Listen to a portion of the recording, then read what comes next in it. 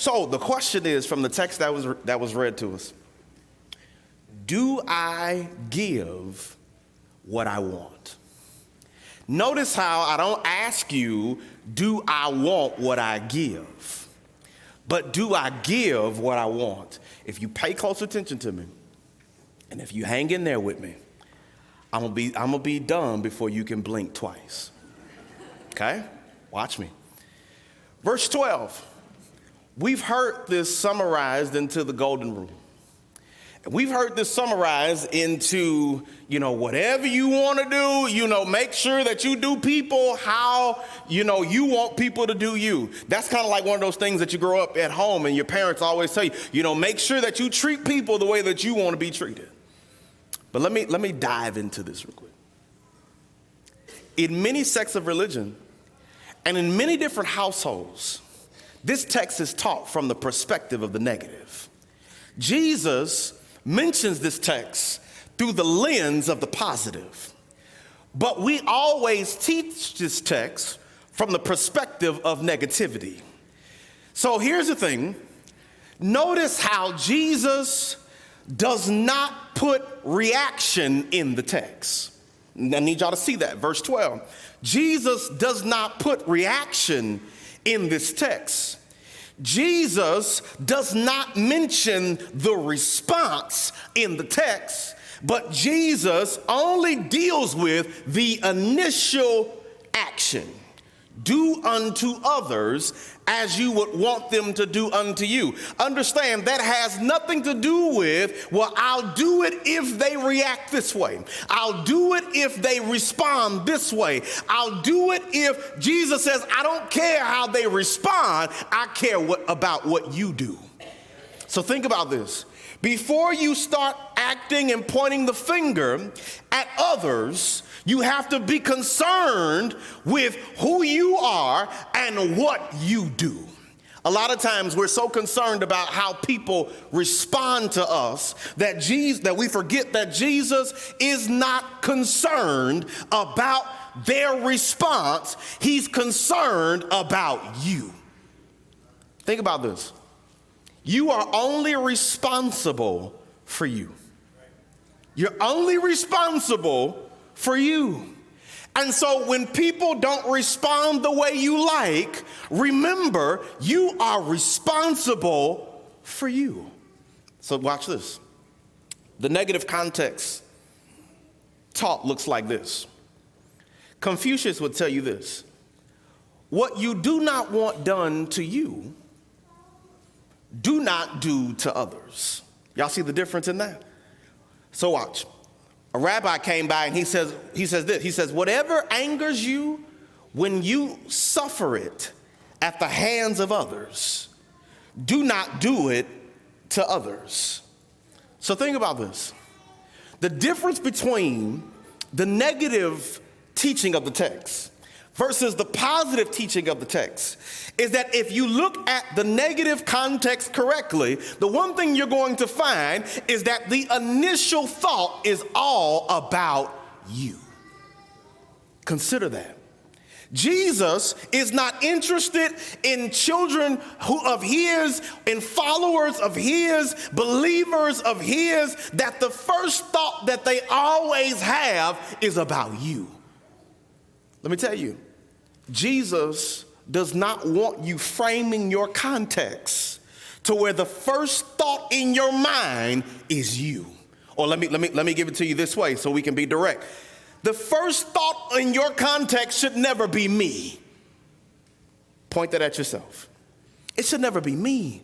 Why? Because it's not about you. It's about how do I be better for people around me, because this is how I want people around me to be toward me. And so I'm going to show you how I want you to treat me. If you never treat me that way, because it's not about me, I'm going to continue to show you how I want you to treat me. And if you never give it back to me, I'm still going to give it to you. Why, Jeremy? Because this is not an act thing that you do. This is who you are. This is what Jesus is trying to show us. He's trying to show us that this is who I am. This is who I want people to know that I am. And if you don't like who I am, I'm still going to be who I am. All right, so watch this. When Jesus makes this statement from the positive, it looks like this. Jesus says that the foundation of what I am full of goodness and I am full of mercy. But notice I use a word there that says I'm full of active goodness. I'm full of active mercy. Because at some point in my life, I can't just be a person who talks goodness. I can't be a person who talks mercy, but I have to be active in making sure that people see my goodness and that they see my mercy. So here's your Mesa moment. It may be easy for you to avoid hurting other people, but listen to me. It's much harder to go out of your way to do something good for them. Think about that. It's easy for you to avoid hurting other people because hurting other people, I don't have to hurt you or I can't hurt you if I don't ever say nothing to you. I can't do any harm to you if I never deal with you. But Jesus says, I don't want you taking the easy way out. He says, what I want you to do is I want you to go out of your way of your own feelings and do something good for somebody who does not respond well to you. That's what Jesus wants. That's what Jesus is looking for. So think about this. To keep the positive form requires you to act. Are y'all seeing that? Sometimes doing nothing, we think we done did something when we doing nothing. Let me tell you, you ain't did nothing. Doing nothing is not what Jesus wants. He wants you doing something, but he wants you to get over yourself in order to do the something that he's desiring. Think about it. If you never get over yourself, you will never get to that place of where Jesus is. So here it is. Think about this. Just because you avoid sin does not mean that you have done the right thing. That's the negative form. Y'all seeing that? Just because, I didn't sin, that don't mean you did the right thing. Because you can be neglectful and you can say, you know what, I'm just not going to do it at all and I won't sin. But just because you didn't sin don't mean you did the right thing. Jesus says you got to get to a place in your spirit and you got to get to a season in your life where you stop trying to figure out on one hand, how many times did I do this? How many times did I do that? And Jesus says, get past all of that, get over yourself and start treating people the way that I treat you. That's the summation of all of this. Jesus says, if you really want to be great, treat people the way I treat you.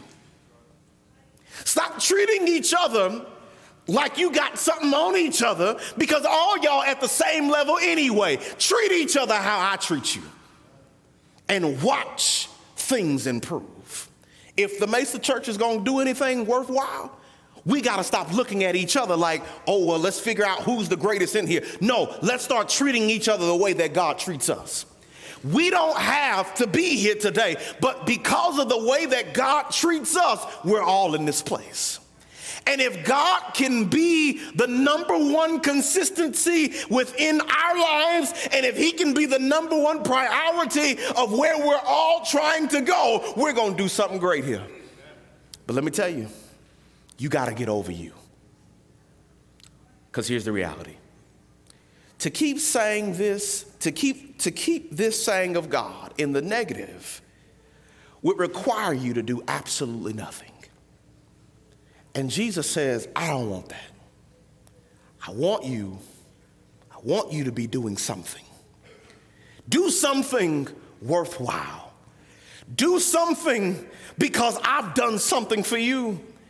Let me be the motivation. Let me be the priority. Just let me be what I be.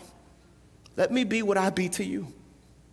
And if God is who he is to us, and we can come together and have the same focus, who can tell how far we'll go? If God needs to be your priority today, will you come? You need prayer today, will you come? If you need prayer because you say, you know what, I've always looked at this thing from the negative and it's always about me. Listen, if you need prayer to get out of your own way, will you come?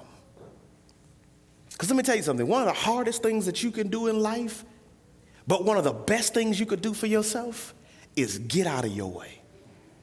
That's the best thing you can do, but it's the hardest thing you're going to ever face in life is when you say, you know what, not mine, but I'm willing to follow thine. I'm willing to follow your will, God, but help me get out of my own way first. If that's your desire today, will you come? If you hear you're not a child of God, it's time for you to move aside so that God can lead your life. And he wants to lead your life. The question is, will you let him? Will you let him? If you need prayer, one of our elders they're going to be standing somewhere. If you need prayer, let us pray for you today. One of our elders will be standing somewhere. All of them will be standing somewhere. They haven't gotten the memo yet. All of our elders will be standing somewhere. Oh, there go one of them. He got the memo. We're going to have a couple elders down here that'll be standing somewhere. They're waiting to pray with you. We want to pray with you today. We want to pray with you. We want to pray with you. Will you come? Mike's going to lead us in a song. Mike's going to lead us in a song. Stand to your feet where you are. Will you come? I am not alone.